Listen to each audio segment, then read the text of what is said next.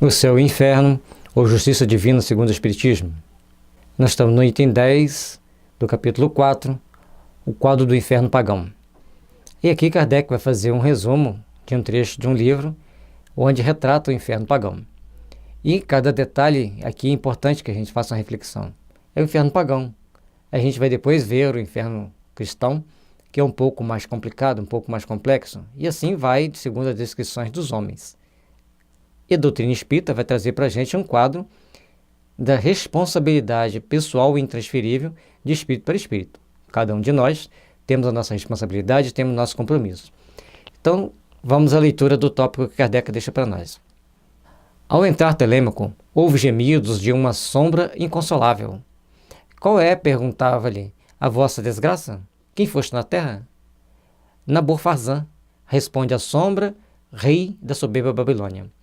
A Babilônia não era soberba, soberbos eram os reis babilônios que agiam com total desrespeito pelas pessoas e criavam grandes problemas dentro da comunidade, com as suas mais complexas ações de intransigência e de desrespeito às leis divinas, embora as leis humanas eram estabelecidas por eles.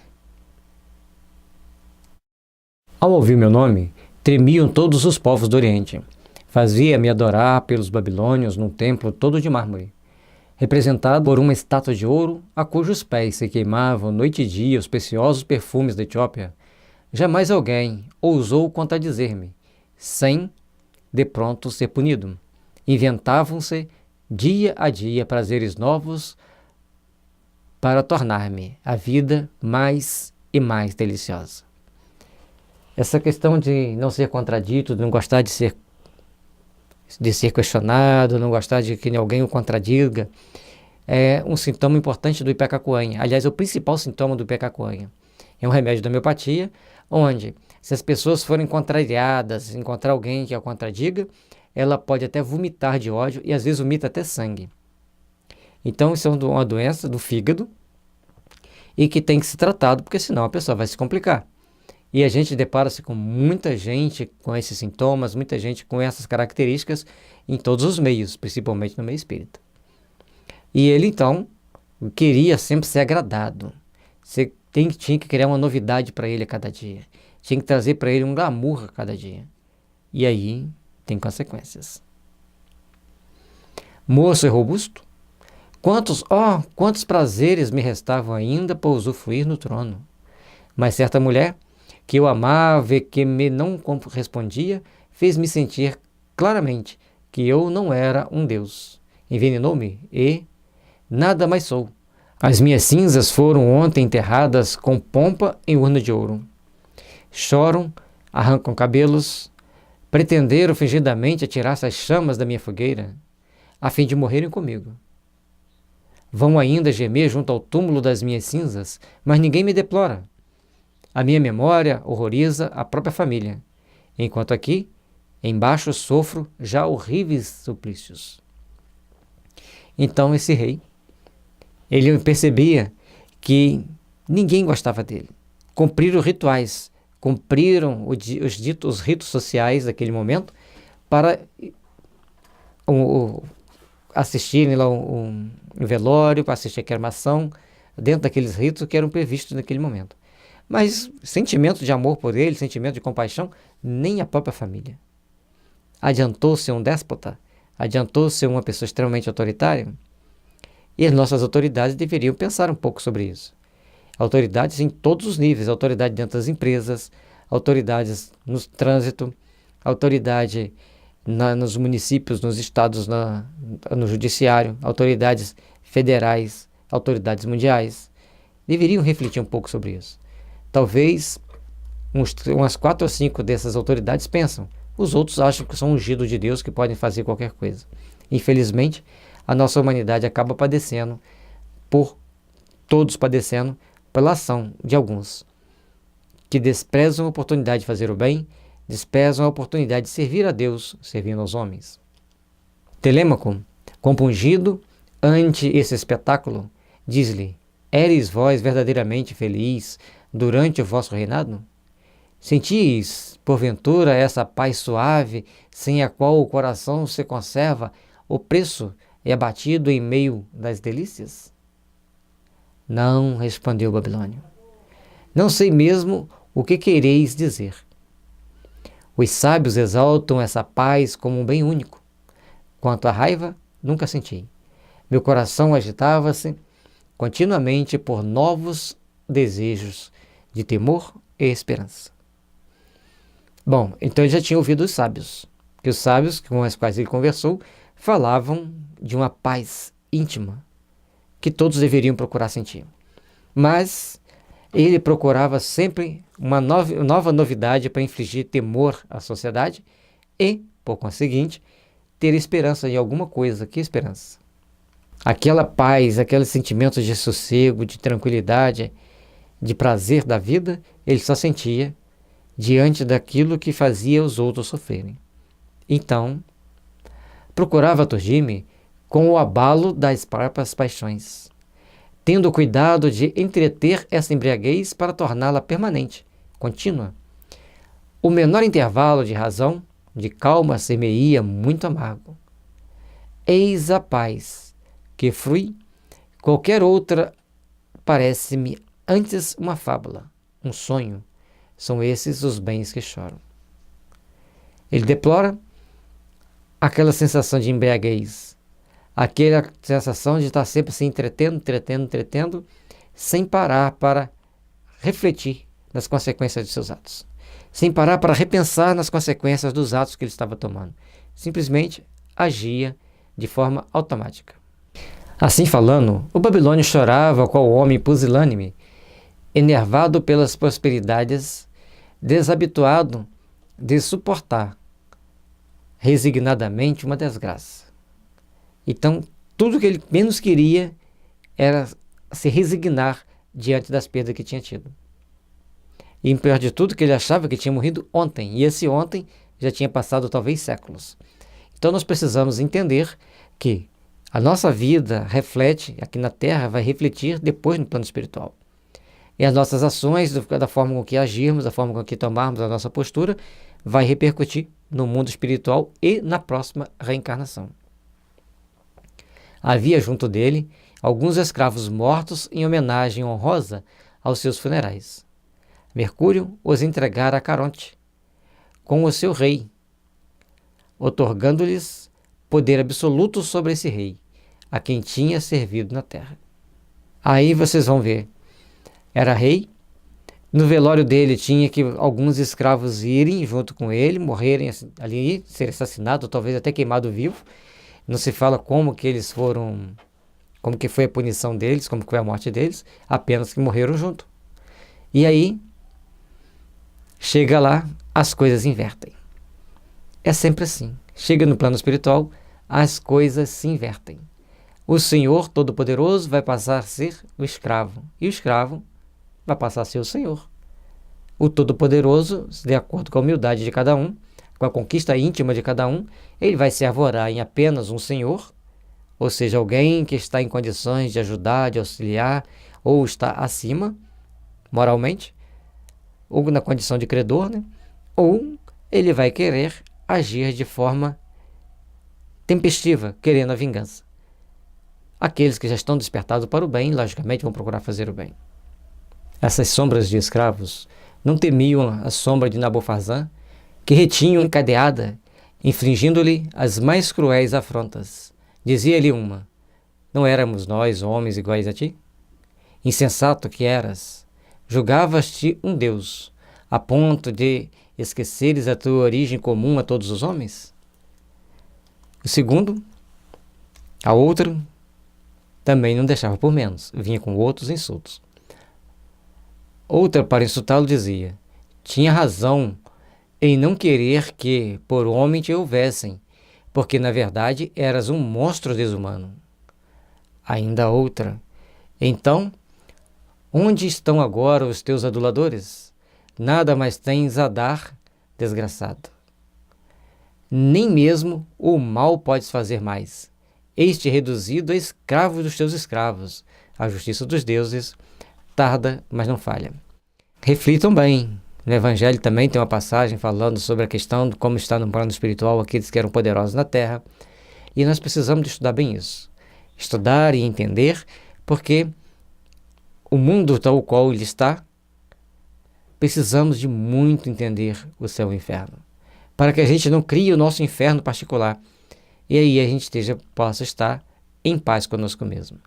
E olha o tamanho da crueldade daquela época, que não dá nem para a gente dimensionar hoje. 3 escravos foram mortos só para no funeral para acompanhar o rei. Eles achavam que era para proteger o rei, mas, na realidade, eles tomavam outras ações, porque aquele rei era uma pessoa muito má. E se o rei fosse muito bom, será que eles iriam se sentir felizes por poder estar ali acompanhando o rei? Acho que não tem esse relato. A estas frases duras, Nabofazã se arrojava por terra, arrancando os cabelos em acesso de raiva e desespero. Mas Caronte enxergava os escravos. Arrastem-no pela corrente, levantem-no contra a vontade. Não possa ele consolar-se escondendo a sua vergonha. Preciso é que todas as sombras do estige a testemunhem como justificativa aos deuses, que por tanto tempo toleraram o reinado terreno deste ímpio. Então, como ele tinha usado do poder para abusar da ingenuidade das pessoas, para sacrificar as pessoas, para maltratar as pessoas, então recebeu o castigo. Esse é o conceito do inferno pagão. E ele avista logo, bem perto de si, o negro tártaro, evolando escuro e espesso fumo, cujo cheiro mefítico daria a morte se espalhasse pela morada dos vivos.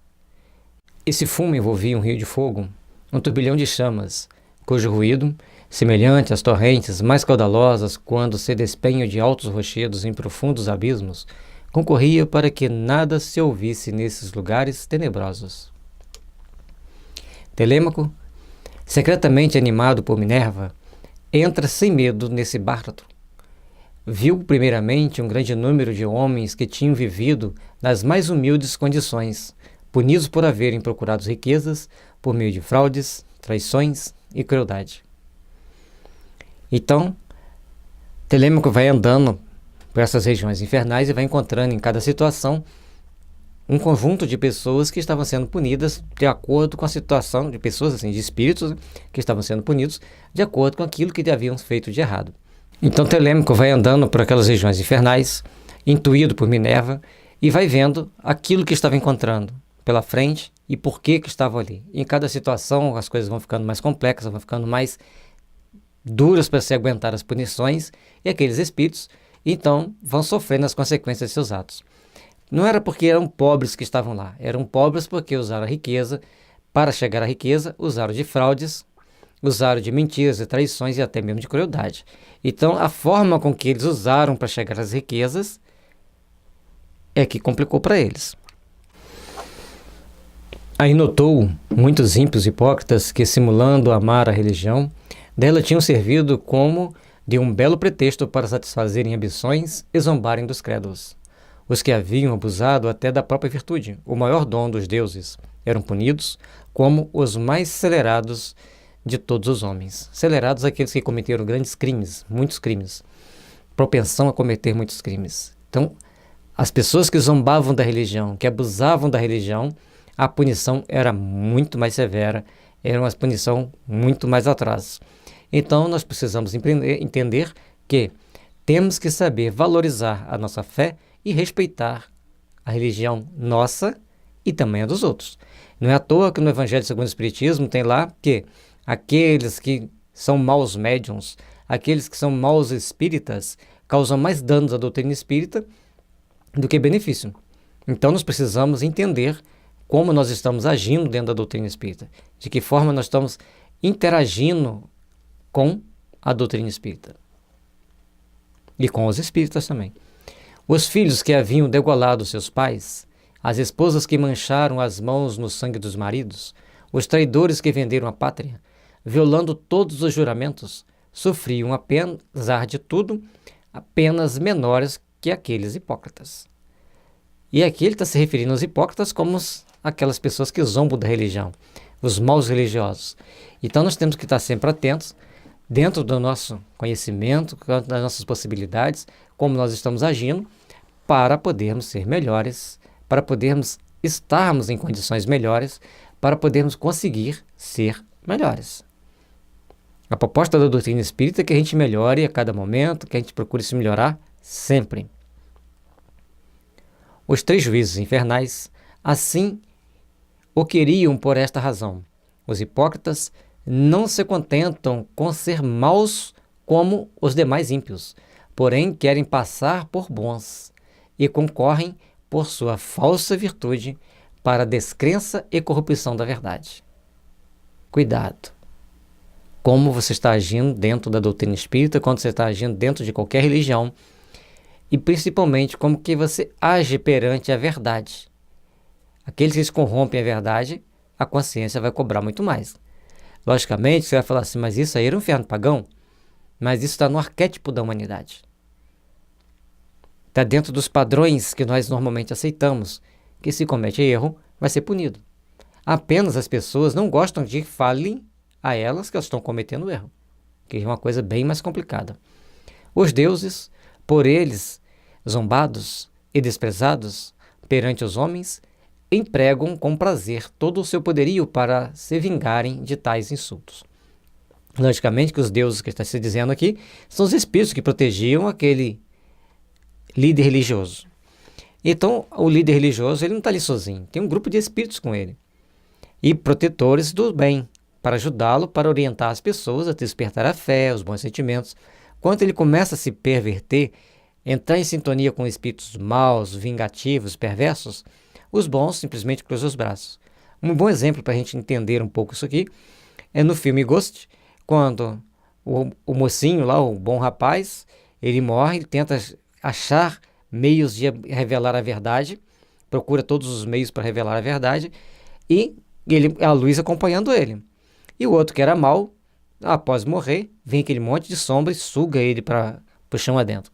Na realidade, aquilo ali é uma imagem poética, porque nós vamos ser atraídos para onde nós estivermos sintonizados com o nosso coração.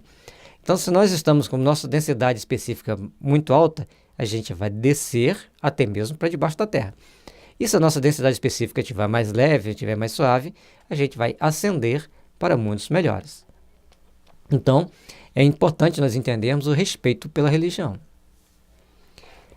Perto destes, outros homens aparecem que vulgarmente se julgam isentos de culpa, mas que os deuses perseguem desapiedadamente. São os ingratos, os mentirosos, os aduladores, que louvam o vício. Os críticos perversos que procuram enodoar a mais pura virtude.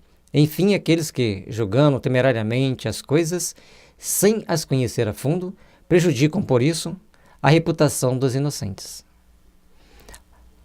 Nós estamos na era das fake news, das notícias falsas, das calúnias, das difamações, e até mesmo pessoas idôneas sendo atacadas ferrenhamente por delações falsas, por denúncias falsas, por testemunhos falsos. Então nós precisamos ter cuidado. E por outro lado também tem aqueles que são defendidos por testemunhos falsos, por uma série de artimanhas possíveis para defendê-los e mantê-los impunes, enquanto pessoas justas estão sendo punidas. Isso é no mundo todo. Então nós precisamos começar a entender que tem consequência. Quando nós falamos em transição planetária, em espíritos exilados, reflitamos quem são aqueles que serão exilados. E com quem nós estamos sintonizando na hora de abraçarmos uma notícia falsa, uma notícia que a gente acha que é verdade porque veio de qualquer fonte. Então nós temos que ter cuidado para não criarmos vínculos com o mal, porque seremos responsáveis. Não sei quem é o verdadeiro, quem é o falso, mas existem notícias falsas, existem notícias verdadeiras. E se nós estamos numa época de fake news, notícias falsas, nós temos que ficar atento para não sintonizarmos com as notícias falsas. E procurar usar de todos os meios para a gente identificar qual é a falsa e qual não é, para que não sejamos incluídos nos mentirosos, nos falsários e nos ingratos. Telêmaco, vendo os 3 juízes, sentados a condenarem o homem, ousou perguntar-lhes quais os seus crimes. O condenado, tomando a palavra, de pronto exclamava: nunca fiz mal algum. Todo o meu prazer era praticar o bem. Fui sempre generoso, justo, liberal e compassivo. Que se pode, pois, exprobar-me? Minos então lhe disse: nenhuma acusação se te faz quanto aos homens. Porém, a estes menos não deveis que aos deuses? Que justiça, pois, é essa de que te vanglorias? Para com os homens que nada são, não faltar-te jamais a qualquer dever.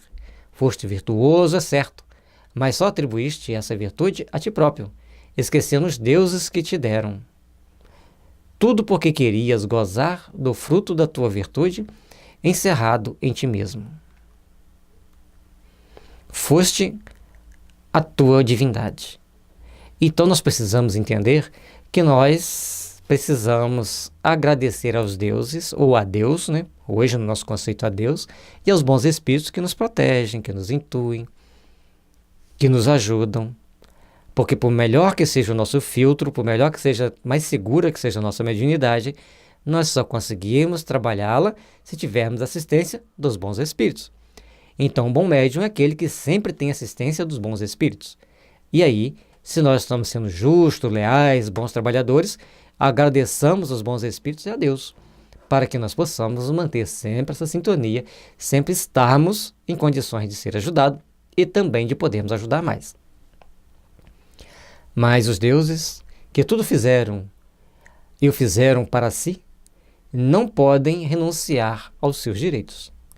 E pois que quiseste pertencer-te, e não a eles, entregar-te-ão a ti mesmo, esquecidos de ti, como deste te esqueceste. Procura agora, se podes, o consolo em teu próprio coração. É aquela questão da vaidade, fazer as coisas sem a vaidade. Lembrar que as mensagens apenas passam pelo médium. Lembrar que nós somos aqui instrumento dos bons espíritos, instrumentos de Deus, para que a gente possa fazer o melhor, para que a gente possa impulsionar o progresso da humanidade, melhorando a nós mesmos. Este agora, para sempre separado dos homens, aos quais querias agradar, este só contigo. Tu que eras o teu ídolo, fica sabendo que não há verdadeira virtude sem respeito e amor aos deuses, a quem tudo é devido. A tua falsa virtude, que por muitos anos deslumbrou os ingênuos, vai ser confundida. Não julgando os homens o vício e a virtude senão pelo que lhes agrada ou os incomoda, são cegos quanto ao bem e quanto ao mal. Aqui, uma luz divina derroga seus julgamentos artificiais, condenando, muita vez, o que eles admiram e outras vezes justificando o que condenam. Ou seja, do ponto de vista dos homens, muitas situações vão passar desapercebidas. Mas do ponto de vista de Deus e dos bons espíritos, dos nossos protetores e mentores, vai estar muito bem à vista, eles estarão muito bem atentos àqueles pequenos deslizes, àqueles pequenos defeitos que nós deixamos passar prazerosamente para conquistarmos os bons olhos do mundo, esquecendo que nós precisamos conquistar os bons olhos de Deus. E lembrando que os homens sempre gostam daquilo que não os incomoda, aquilo que lhes agrada. Se você aponta um defeito da humanidade, logicamente que não querem ver. Eles querem ver as coisas boas, aquilo que lhes agrada, aquilo que eles fazem com que eles se sintam bem. Mas aí que nós temos que ter todo o cuidado. Fazer o que é agradável aos homens pode ser muito prejudicial àquilo que você deve fazer que seja agradável aos deuses ou aos bons espíritos e principalmente a Deus. Nós temos que treinar a agir condignamente com as leis de Deus. A estas palavras, o filósofo, com que ferido por um raio, mal podia suster-se. Então, nesse momento, Telêmaco começa a sentir o peso da verdade sobre ele. Como que ferido por um raio, mal podia suster-se. O deleite que tivera outrora em rever a sua moderação, a coragem, as inclinações generosas, transformavam-se em desespero. A visão do próprio coração inimigo dos deuses promove-lhe suplícios. Vê e não pode deixar de se ver. Vê a vaidade dos preconceitos humanos, aos quais buscava lisonjear em todas as suas ações. Então, nesse momento, ele começa a fazer uma autoanálise. Ele estava vendo que ele tomava posições e posturas que agradavam aos homens, mas desagradava a Deus. É a hora do encontro consigo mesmo. Fora da caridade, não há salvação. Que não tiveram por princípio e por fim o culto da divindade. Ei-lo perturbado, consternado, preso da vergonha, do remorso, do desespero. As fúrias não o atormentam, bastando-lhes o terem-na entregado a si próprio, para que espie pelo coração a vingança dos deuses desprezados. Procurando a treva, não pôde encontrá-la, porquanto inoportuna luz o segue por toda parte. De todos os lados, os raios penetrantes da verdade vingam a verdade que ele desdenhou seguir. Tudo que amava se lhes torna odioso, como fonte dos seus males infindáveis, murmura consigo. Ó insensato! Não conheci, pois, nem os deuses, nem os homens, nem a mim mesmo, porque jamais amei o verdadeiro e único bem.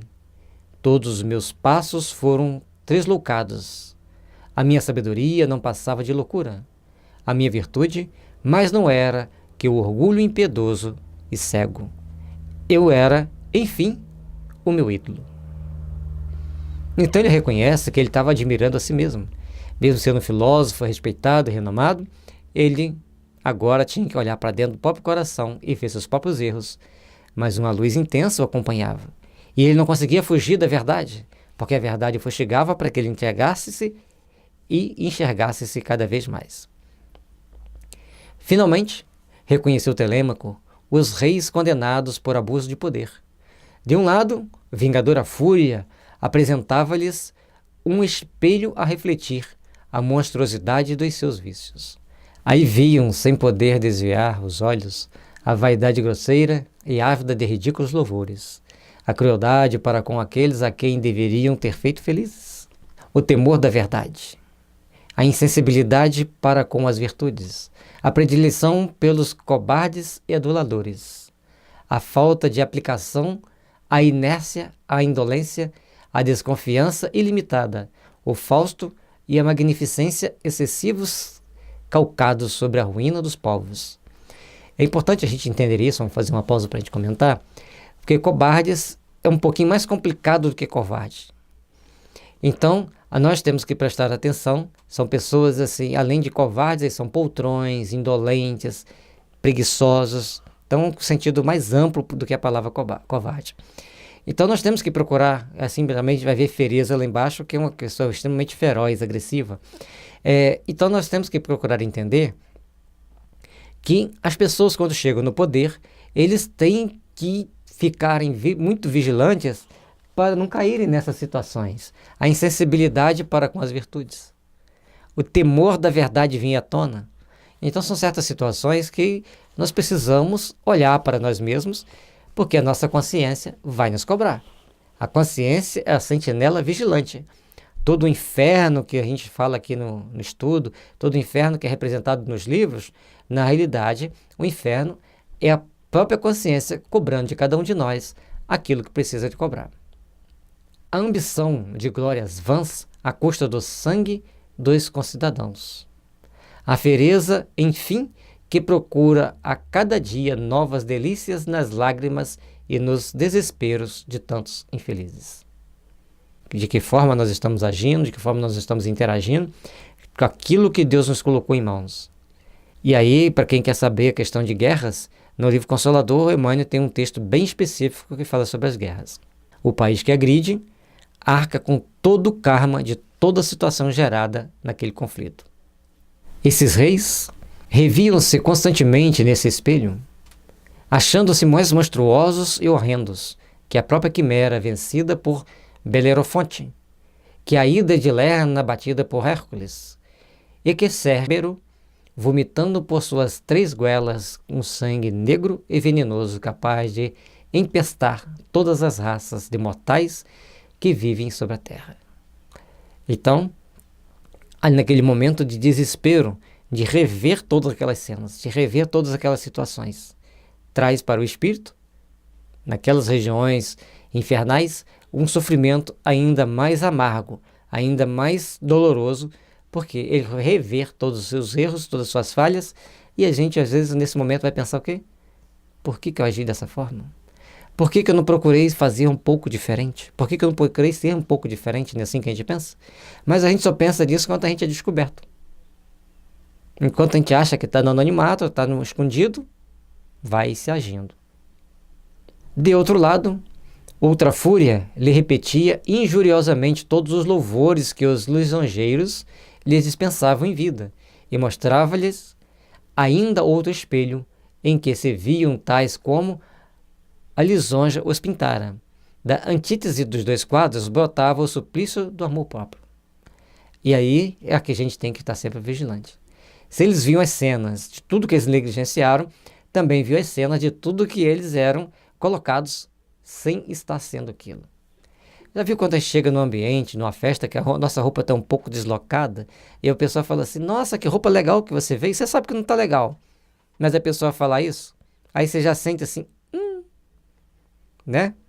É exatamente o que essas pessoas, esses espíritos vão sentir nessas regiões infernais, quando vêm os lisonjeadores dizendo todas aquelas pantominas que eles gostam de dizer para agradar. E é um perigo elogiar, é um perigo gostar de ser elogiado. Reconhecido é diferente de ser elogiado. Era para notar que os piores dentre esses reis foram os que tiveram maiores e mais fulgentes louvores durante a vida. Por isso que os maus são mais temidos que os bons, e exigem impunicamente as vis adulações dos poetas e oradores de seu tempo. Então, quando começa a querer muito agrado, começa a querer muito ser bajulado, tem alguma coisa errada. Eu lembro de um filme que assisti sobre Juscelino Kubitschek. Ele entra no auditório da universidade e os alunos começam a vaiá-lo. Ele levanta a voz e diz, feliz do país onde o povo pode vaiar seu presidente. Na mesma hora, todo mundo começa a aplaudi-lo.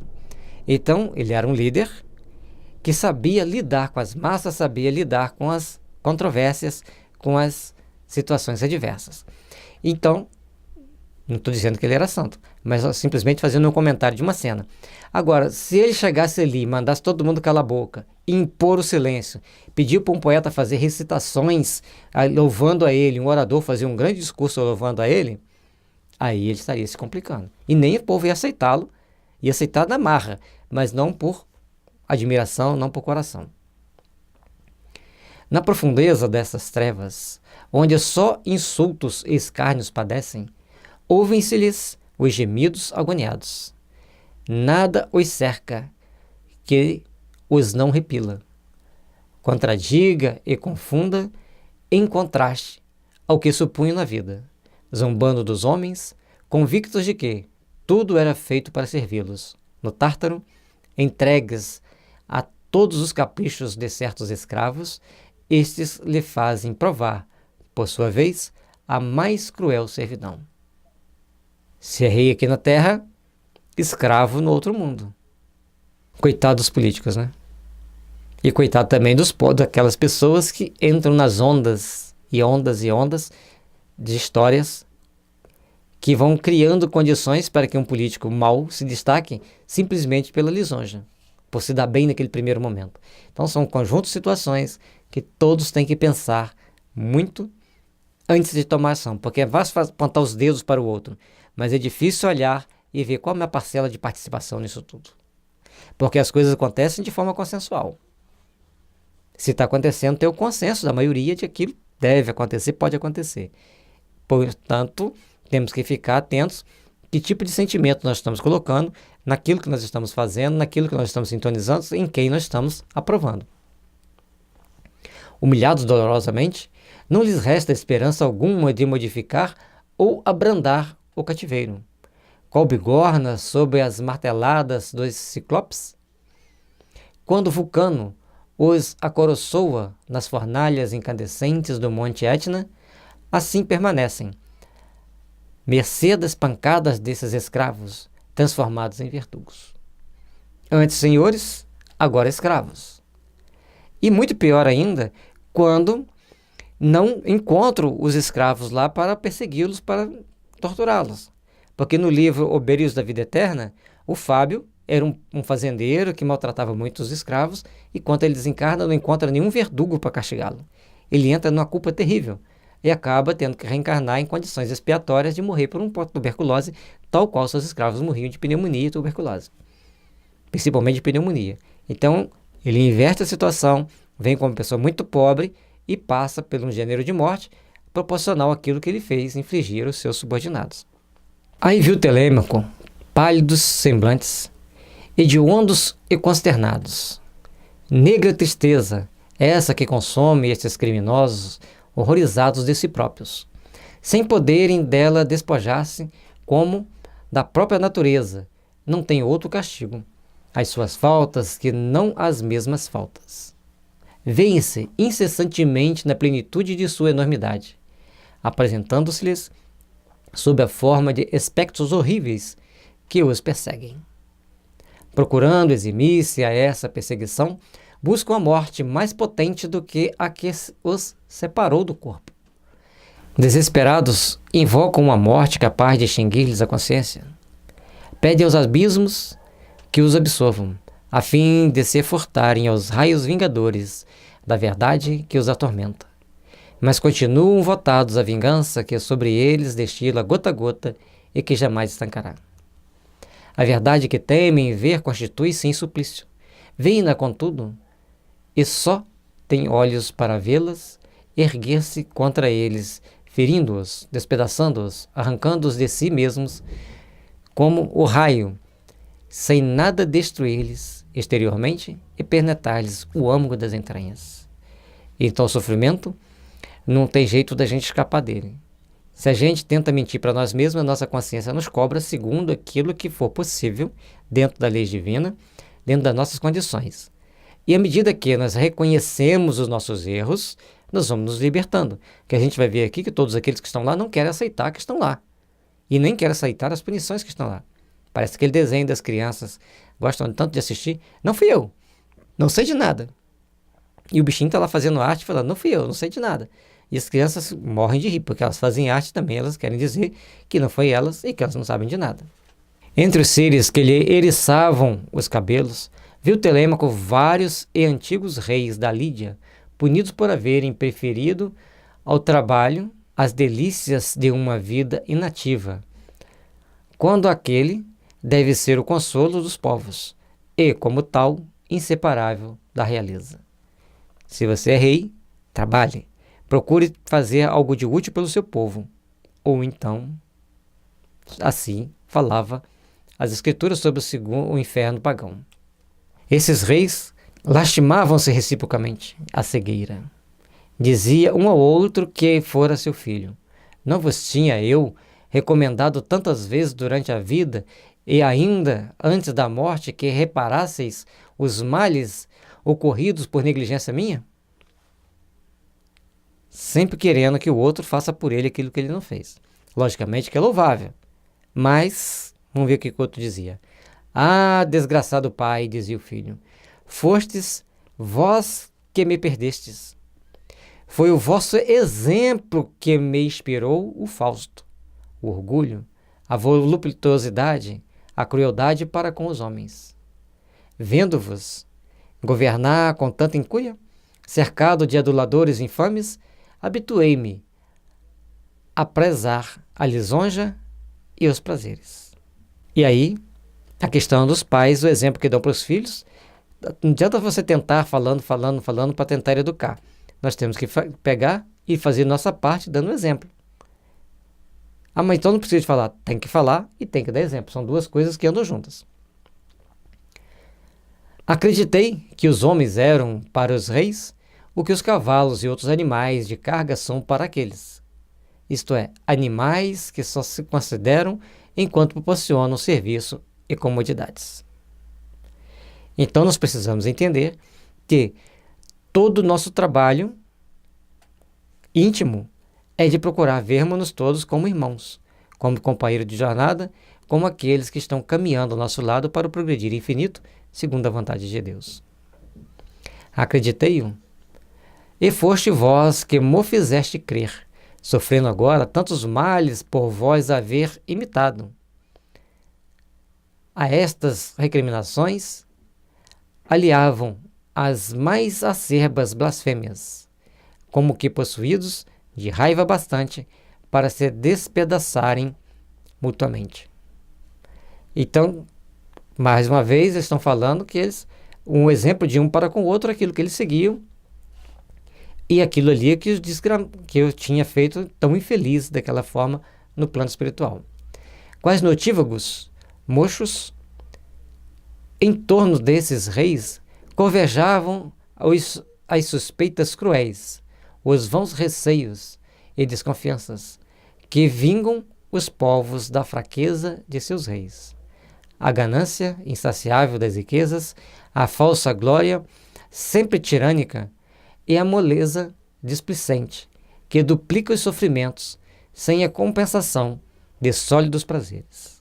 Então, tomava sempre certas atitudes, tomava certas ações que só ia complicando a vida dele, só ia levando para ele desacertos, tumultos e problemas. Então, ali todos aquelas ideias que ele alimentou negativa, o acompanhava porque ele queria só os tesouros do mundo, sem se preocupar em momento nenhum com os tesouros do céu.